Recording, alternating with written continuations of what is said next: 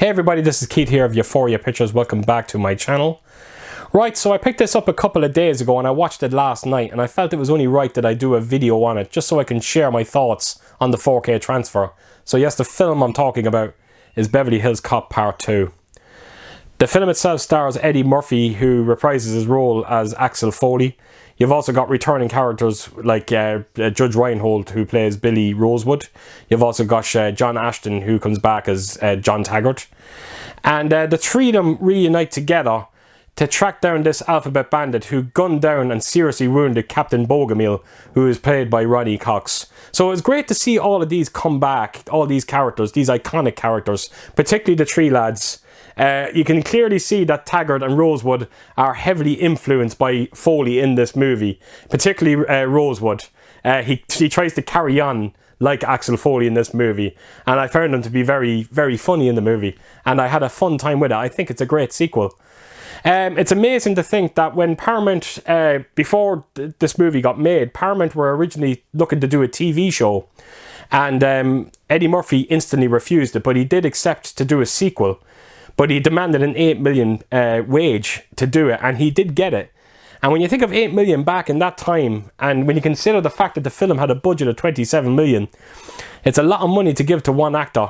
But thankfully, the film grossed just a little over $270 million worldwide. And even though it wasn't even close to the numbers that the original movie done, it was still a massive success for Paramount.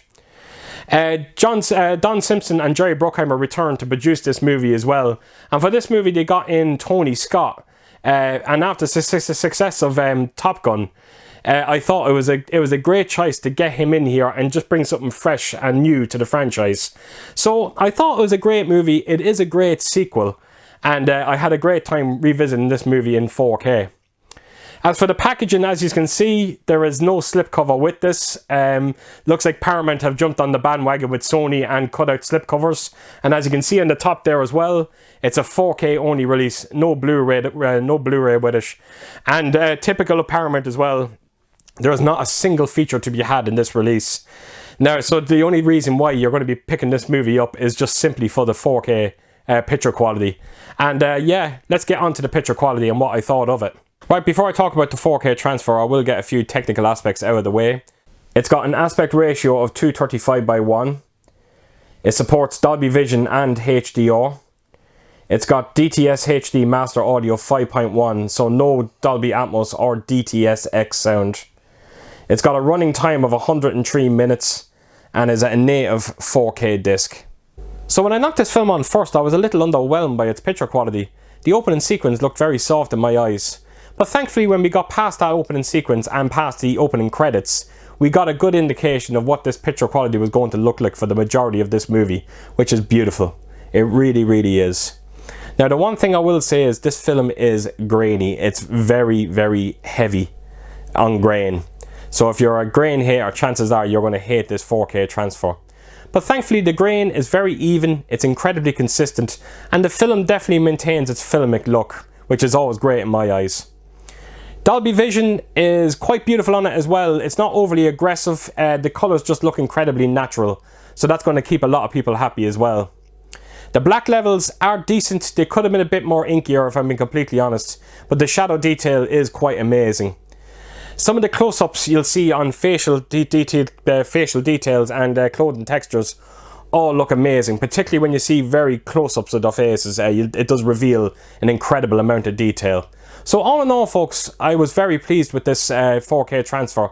And if you've seen the first movie on 4K, chances are you'll have a good indication of what this film's going to look like. The two of them just partner very well together. The DTS 5.1 audio on this, I have to admit, I was really pleased with it. You got a great sense of atmosphere. There was great separation with the speakers. And it was, again, very pleasing to the ears. It would have been nice to get a Dolby Atmos. But, you know, when you do hear it, you know, chances are it's not going to bother you too much. So all in all, folks, I was very pleased with this disc. Is it the best looking 4K disc you'll ever see?